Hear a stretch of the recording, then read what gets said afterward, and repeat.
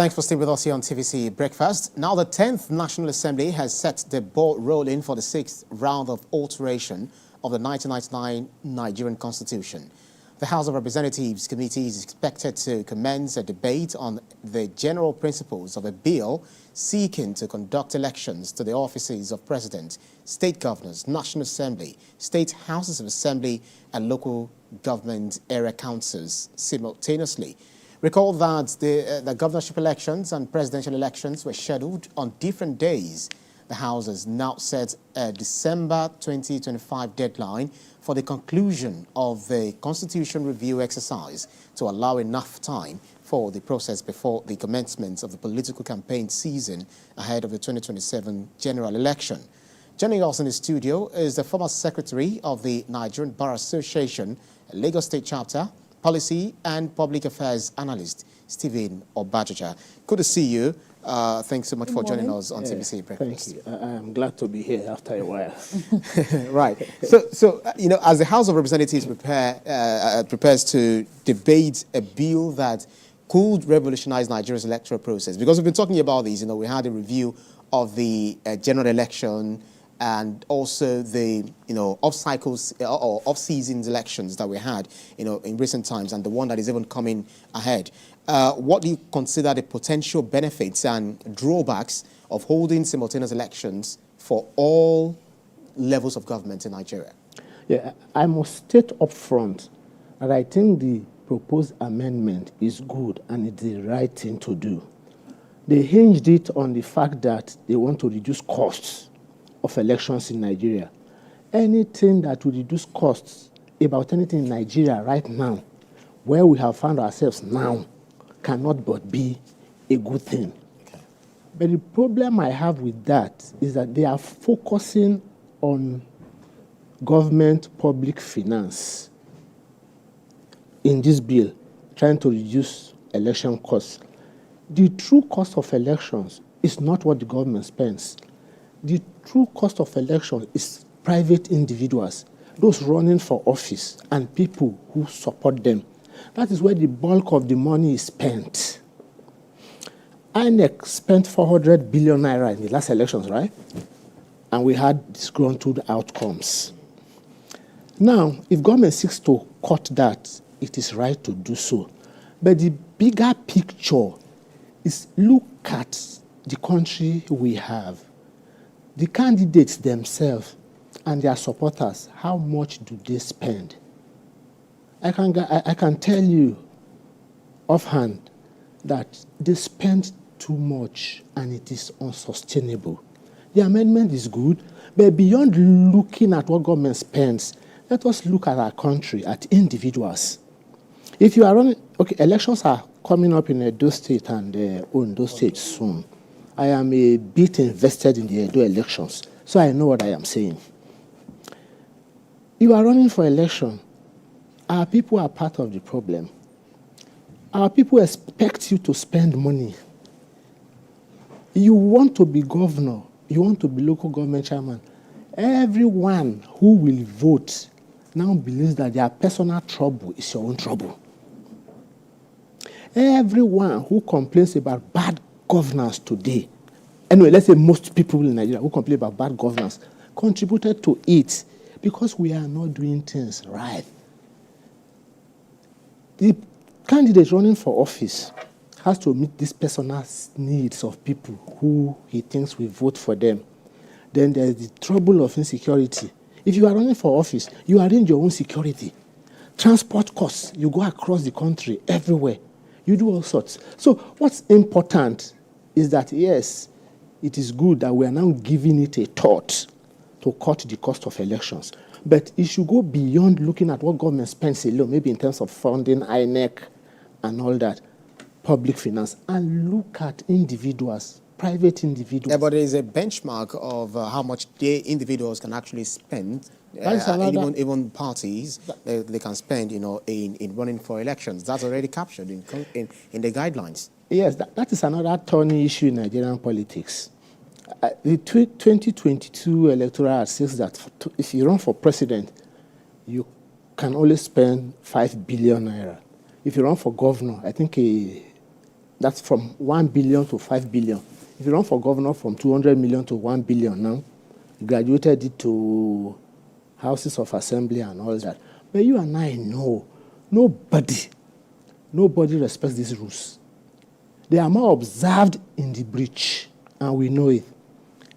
You cannot sit down here and say you know how much anyone spent in the last elections. This also brings us to the problem, to the issue of audit. There are laws that says political parties should be responsible. They should be audited. At the end of every election, political parties are expected to tell their members, oh, this is how much we raised, this is what we spent, and this is what we have in reserve. And also file that with INEC. I am not sure any political party has ever done that. Also, so many persons have also, some will say that the government, what the government can really focus on is on the government finance and really not what parties or candidates are actually spending, because some of these monies are being spent or used, to sponsor the parties and its action during the elections. But let's focus on the government finance for now. This proposed constitutional amendment, there are also concerns about the fact that even INEC is asking for more funding. After every election, you see INEC asking for more funding. They do not have enough to even get, good welfare for their staff. And also, they are also asking for, so many other things. How do we ensure that this constitutional amendment does not affect the integrity of our elections? Because I saw that according to the bill sponsored by the Chairman House Committee, the date for even the election is to be determined now by INEC in consultation with the National Assembly, well, with other electoral matters that they did not actually mention. Is this not going to affect how transparent, and independent INEC will be? I think INEC has never been independent. We have all seen how all our elections have gone. Then, talking about the question of funding, I also don't have a problem with funding INEC to whatever tune of money they want. If we can have credible elections devoid of manipulation and all sorts of shenanigans. And it's also important. Look at the last Olympics. After we did profoundly, woefully, we were now told that there was always enough money. Yes, maybe there was always enough money. Where was the money released? What did the money go to? That's the problem INEC also have. I have posited elsewhere that if we hope to win medals in the next Olympics, the funding for the next Olympics should have been released yesterday already. If we hope to have credible elections, the funding for it should already be released now. So INEC can have 4 years to prepare for these elections. You cannot hope to have credible elections where a supposedly independent body comes cap in hand to beg you for money a few days or months to the election. So it all behoves on all of us to determine that we really want this nation space to work and do the right things to make it work. All the money they have released to INEC since 1999, if you hear how much it is, you and I will be baffled. But we already know that the last elections, they said they wanted 400 million, and they got it. Sorry, 400 billion, and they got it. After that election, everything has gone quiet until the next cycle of election comes around and politics starts again. And you have it. Has anyone asked INEC how it extended? Sorry to pause in. It may not be completely correct to say everything had gone silent because INEC has been, up and about, especially as you mentioned. No, I'm speaking about the finance aspect. Right. Yes. So has INEC been audited? Has INEC now told us how they spent the 400 billion? Do they have anything in reserve? Did they spend everything? Was that not even enough? We don't usually hear that. The only thing we hear again is another budget for another election. The ones that we do have, how did we make sure that we expended it in the right way, cutting costs and all that? So you're actually interested in the accountability and not just the money that they receive. But if you look at all of this, having to do general election, 28 states, and then off-season election, about 7 or 8 or thereabouts, off-season elections. Is there a way that we can unify, all these elections instead of having to conduct it at different intervals? Yes, that's a two-tier question. I have just said that I believe the proposed amendment is good. The elections that are not off-cycle elections, let us hold all of them in one day. It is possible. Including the House of Representatives? Yes, the local governments, president, the National Assembly. Let's hold all of them in one day. What's militating against it? You always hear of logistics problem and all that. Yes, I agree. Nigeria is one logistics nightmare. But the off-cycle elections in 7 states, like you mentioned, have not shown that staggering the elections will be any better than holding all of them at a go. So we should work around the logistics, hold all the elections in one day. And I must have this caveat. I do not also believe that it will cut down costs. I don't know how that will happen because the off-cycle elections have not done so. And at any rate, as I have said before, the biggest costs are individual and candidate costs. But you know what I will do? If we're able to hold all elections in one day, that's what is called the bandwagon effect. And at many levels, we are deliberately undermining ourselves and undermining our country. You want to hold a general election, you hold the presidential elections first. Should common sense not dictate that you start from the local government, from bottom top? You hold the presidential election after a president emerges. There will be no election for local government because that one is even conducted by ICEC. No. I'm just saying, starting. Don't hold the presidential elections and national elections first. You know what that does? Once a president emerges, the bandwagon effect, the states and all other elections will likely be won by the party that eventually elects a president. So have elections on the same day. So everyone who is running for office, if my governor is running for office, he will sit down. I'm from Edo State. He will sit down in his Benin home and try to win his election.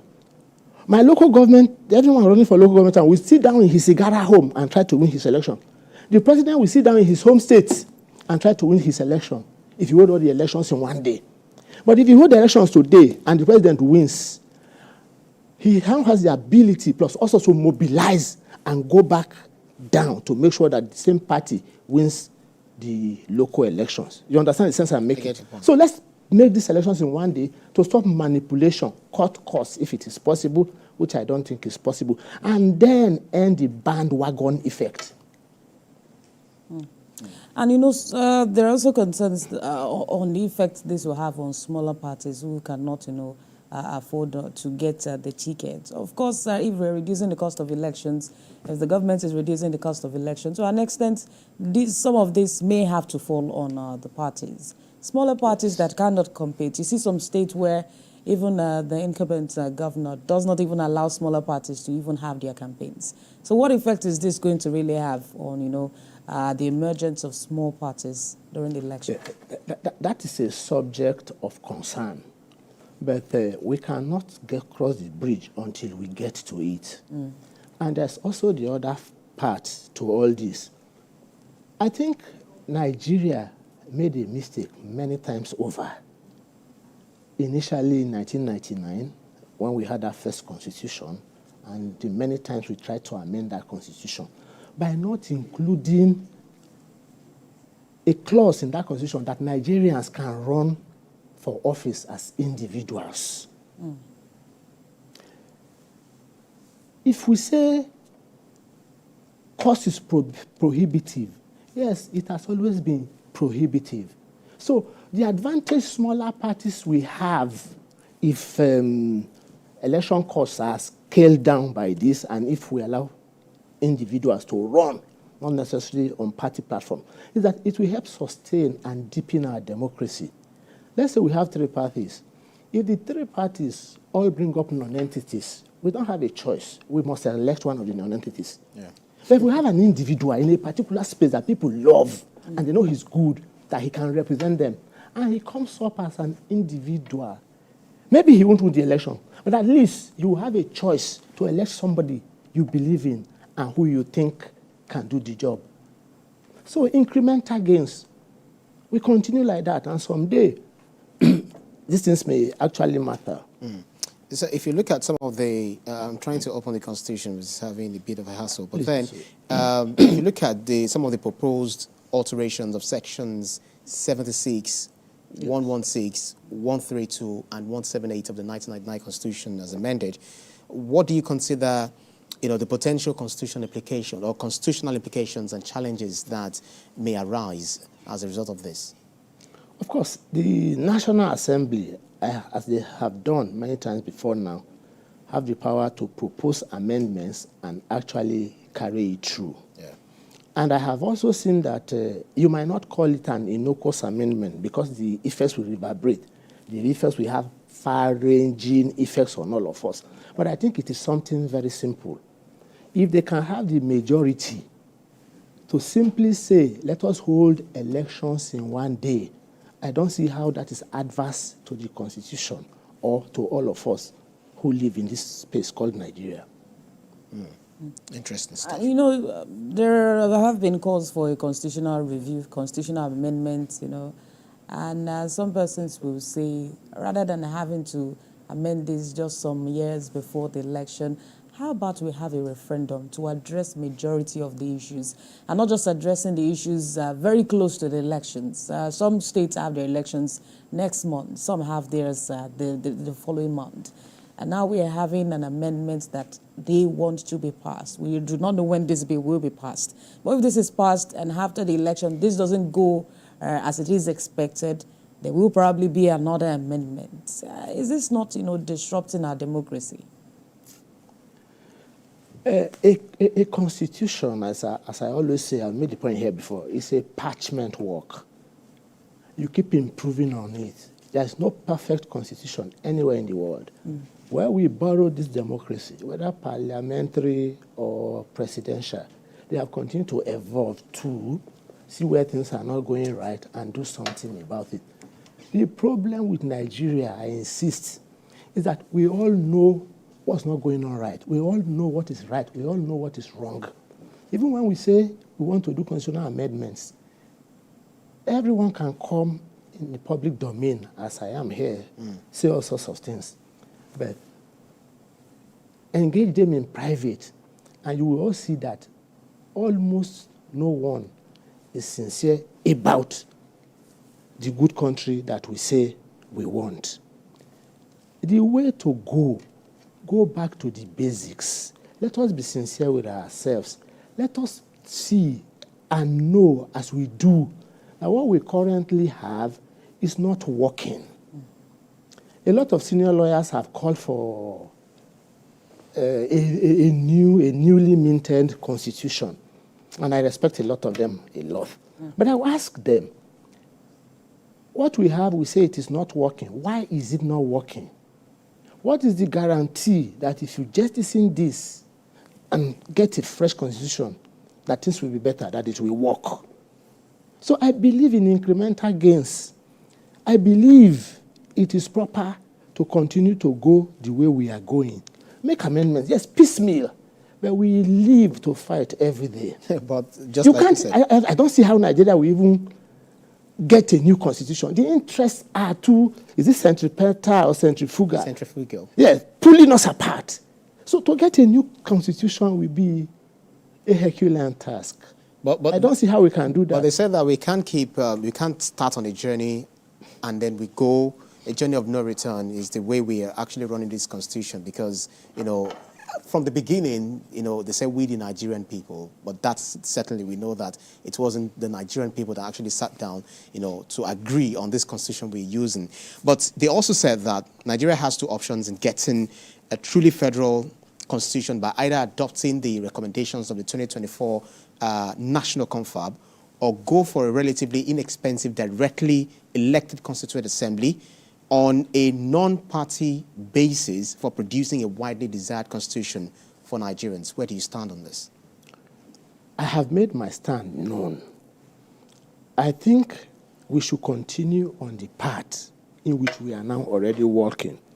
But if in the end, the majority of Nigerians believe that what we need is a new and fresh constitution, there's nothing wrong in towing that part. You're not in any way considering the 2014 national confab, which I a lot of people have been, advocating to be implemented. Yes, because they said that this is, conglomeration of so many Nigerians of diverse interests, background, ethnicity, and all of that, or what have you, and they all came together to chart a positive, pathway for the country out of these, murky waters we find ourselves.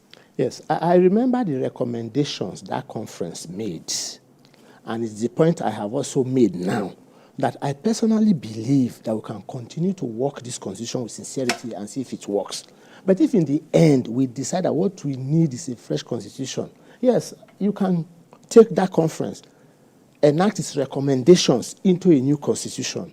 You can have a fresh conference, a constitutional conference with members elected on non-party basis. What is important is that we continue to do something and try to get better. Do not stand still. But I am still saying, whether you accept those recommendations or you have a new constitution, the people who will work those constitutions are Nigerians, human beings, who have deliberately, since 1960 or thereabout, made sure that what we had never worked. Oh, so your own position is it's not about what is in the books, it's all about the people that yes, actually implement. The laws in the books are dead laws.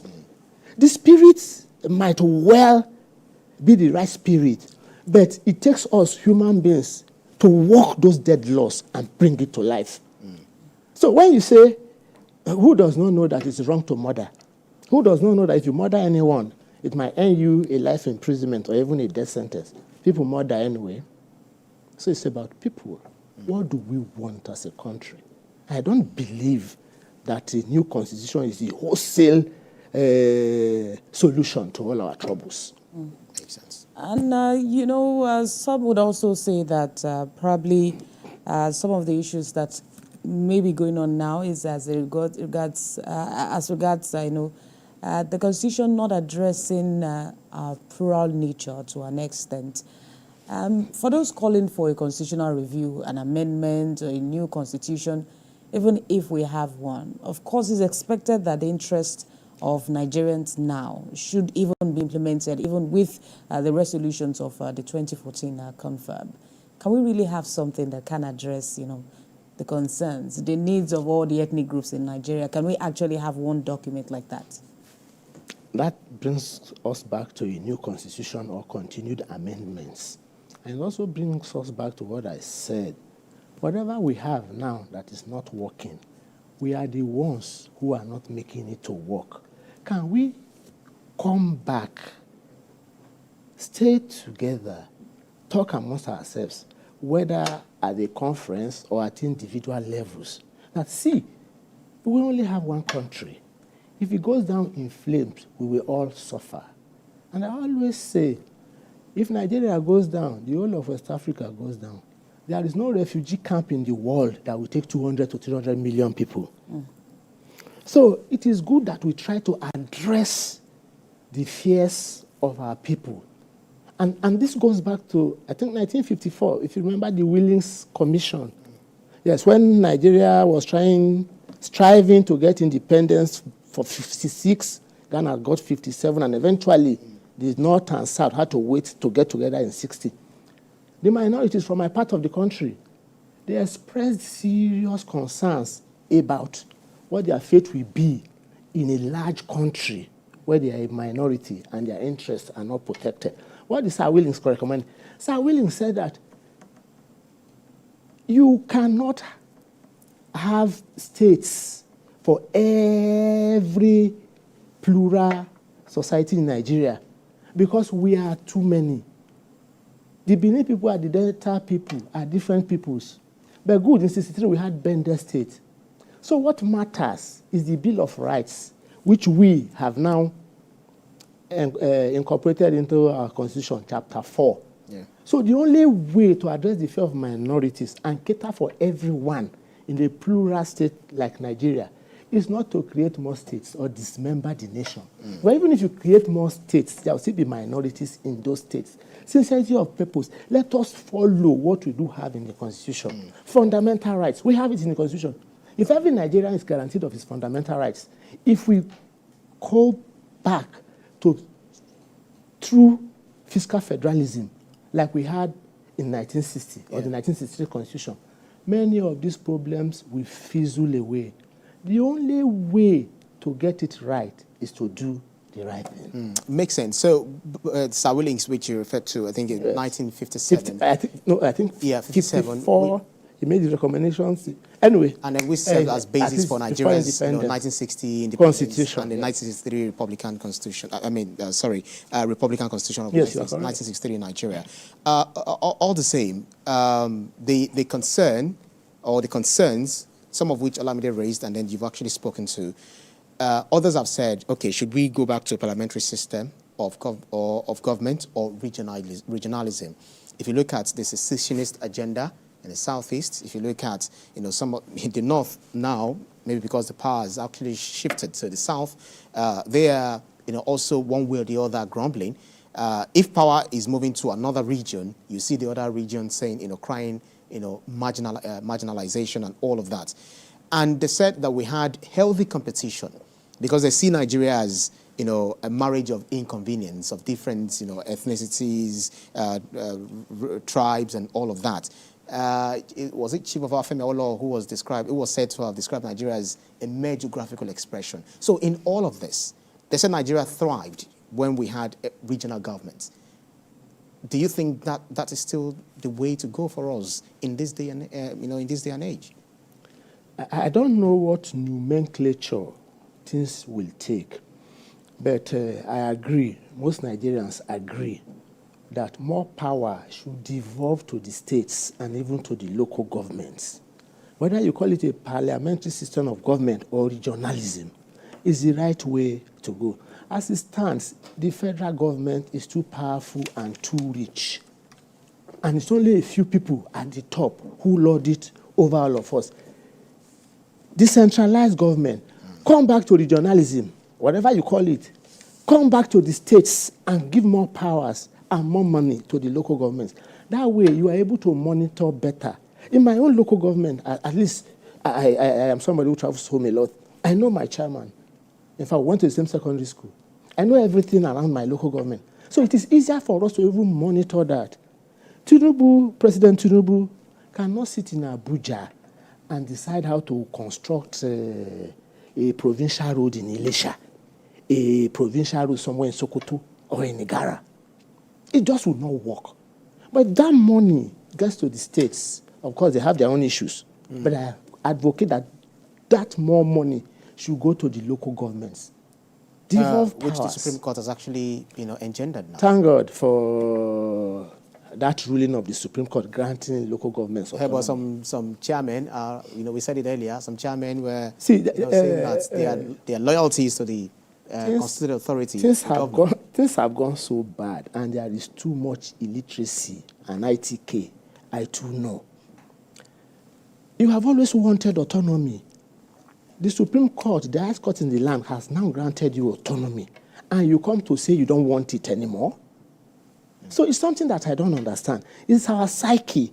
Many years of military rule and a democracy that has not lifted our people out of poverty has destroyed our psyche. A local government chairman, we say you have power. This is your money.